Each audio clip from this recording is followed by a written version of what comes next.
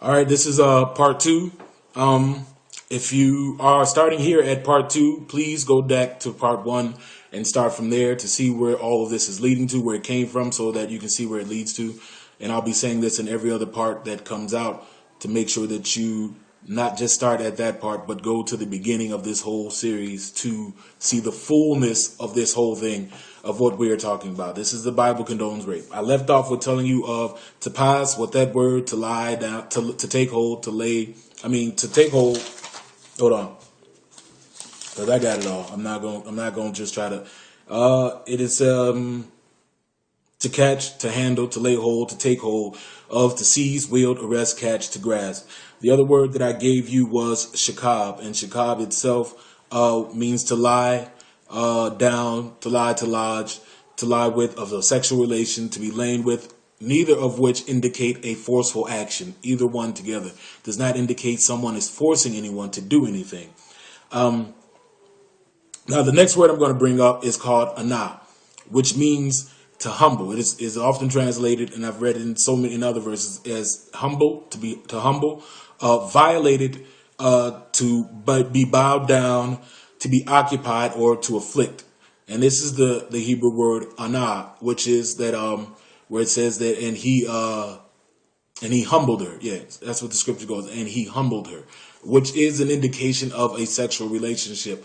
It is to indicate that if a man was to be with a woman, he would humble her because she would no longer be a virgin. And as I said in my other videos, virginity was considered a prideful thing among women. Women were prideful for their virginity. And I know that in today's society, we don't recognize that, nor do we think of that or think about things like that.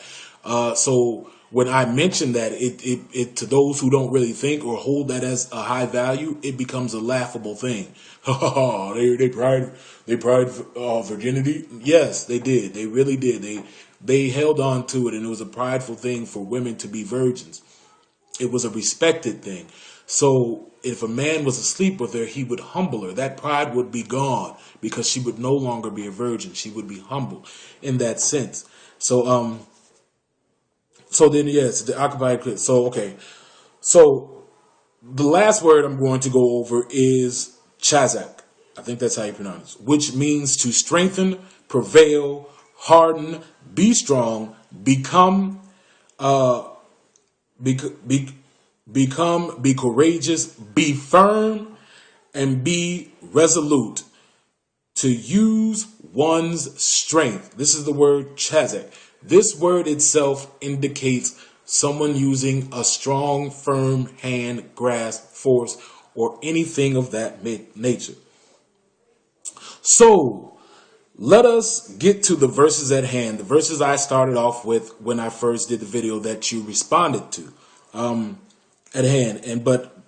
Okay. And you said first I needed to clarify. Okay, what I need to clarify in regards to the first verses, those verses. The verses we are going to go over is Deuteronomy 22, the 25 through 29 chapter. Those are the verses we're going to go over. These are the verses, and it's really the verse down towards 29 that everyone uses to say that supports rape. And I mentioned in my video that no one reads the verses directly above that verse to see that rape is not sanctioned, nor is it condoned within the Bible, because that person who raped someone is put to death. So if in contrast with that, as you continue reading down, you should automatically indicate that the situation below is a different situation altogether. So what I'm going to clarify in regards to all of this is that the first part where the woman is raped by force and she screams out and not heard, that is an indication of rape. The second part that goes down is not an indication of rape. It is, and I will show you in the scriptures and with the words that I just gave, is a form of a sexual relationship between a man and a woman. And it is a man who may seduce or get a woman to let her guard down and let the guy in to have sex with her. We've seen it in today's society. I don't know why everybody acts like they don't know exactly what I'm talking about. And what I'm talking about is in regards to men who consider themselves, let's say, players, can talk to a woman and word things in a way to get that woman to feel them, as we put it in our community and stuff like that. You know, she feeling me, yo. You know, you see that? She digging me. It's things like that, you know, to where a guy can try to go up to a girl and spit his game. He gonna spit his game, and most guys are spitting their game so that they can get in the draw, so they can get down with it. That second part is a sanction that if a man was to do such a thing, he would have to marry her. And I'm saying this because, and this is stuff I'm still going to go over as I go on, because you have to understand that within the Israelite community, sex was only prohibited within marriage. If one was to be having sex out of marriage, then the end result of that would be death. So to prevent this, and there are other things that why to prevent this in regards to the woman. And like I said, it's a whole thing of the virginity pride and things like that. But I'm going to go over. So what I'm saying is that you have to recognize that from verse 25, it is a different thing from in verse 29, a different thing that is going on, a different action being taken place. So I hope this helps me to what I need to explain better. But let's go over the verses. Okay, here we go. Deuteronomy 22, 25 through 29. But if a man finds a betrothed young woman in the countryside, and the man forces, the word used here is chazak, her, and lies with her, only the man who lay with her shall die. But ye shall do nothing to the young woman, there in the young woman no sin deserving of death. For just as when a man rises against his neighbor and kills him, so is this matter. For he found her in the countryside, and the betrothed young woman cried out, but there was no one to save her.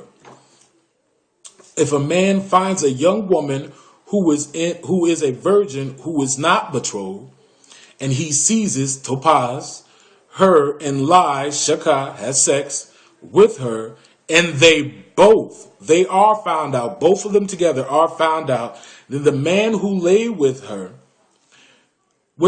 shall give to the young woman's father 50 shekels of silver, and shall be his wife. He has humbled her, and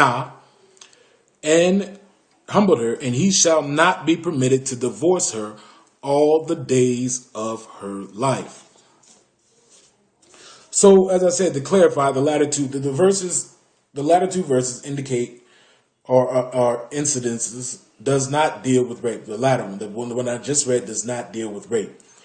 The one before that, it does. It deals with rape. And I know you made a comment of how many women have been gagged and killed or raped and been told not to say anything. If you read the verse, it indicates that no one has to hear her say anything. So even if the person told her not to say anything, that would not matter because no one heard her. But that means she would have to accuse him of rape. And as I said in my other video, because a woman pride themselves on virginity, and because the majority of the Israelite women kept themselves pure for fear of retribution and for the need of finding a husband, someone who would take care of them. If a man raped her, she was under her father's care. Therefore, she would have someone to talk to. This isn't like today's society where one can rape somebody and get away with it because no one believes the woman, because they may see the woman out there and think, hey, you've been too promiscuous. So how do we know that this really happened? You know, you were with them at night, getting it on, drunk, you know what I'm saying? How do we know this is rape? This is what happens in today's society. In their society, it wasn't like that because the women were pure. So it was easily provable that the woman had been raped, especially if she claimed it. And that knowing that the rapist himself would face death, there was no reason not to fear it. Here in society today, there is plenty because there is no death for the rapist. The rapist may not be convicted for lack of evidence. And he may come out and rape the person again and do it again. So the women have more to fear from the rapist in today's society than they had to fear back then. So yes, virginity was a valuable thing. And it's like I said, it just means that you lack understanding in the simplest of things in regards to this. This is just a human understanding of natural things and seeing how society does things today concerning rapists versus what the word said. And as I said, we read in the word that a rapist is killed. And it doesn't matter if one hears her or not. So he can tell her to be quiet all day long.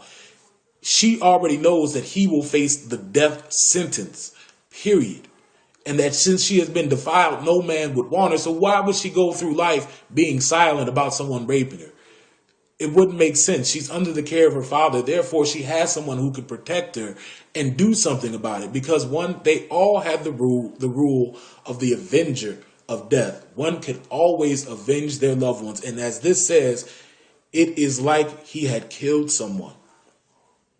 It says, it says, for just as when a man rises against his neighbor and kills him. So that means the father and anyone else will be justified in murdering and killing this man for the rape that he did.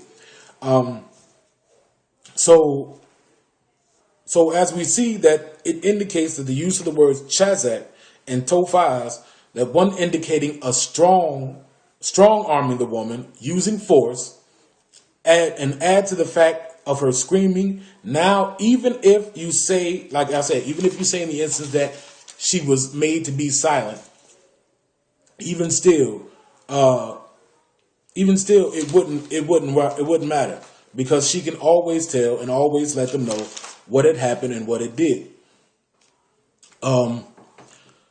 So where am I at? And said, so due to this fact, the majority of Israel, like I said, due to this fact, the majority of Israelites were indeed virgins. I'm restating this again so that you can understand it and that it can be clear. They were virgins. Therefore, they had nothing to fear from a rapist, because a rapist faced death. And as we've seen, each instance is a different thing. Now, you may say because one was betrothed and the other wasn't. Well, they both were virgins. The betrothed means that she was just going to be married to someone, and a man came and took her and raped her against her will, knowing the virgin that is not betrothed means she's single, period.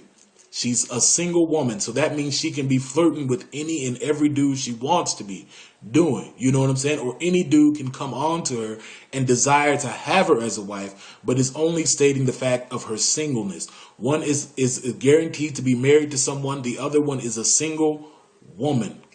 They both were virgins, so it had nothing to do with this. They both were virgins.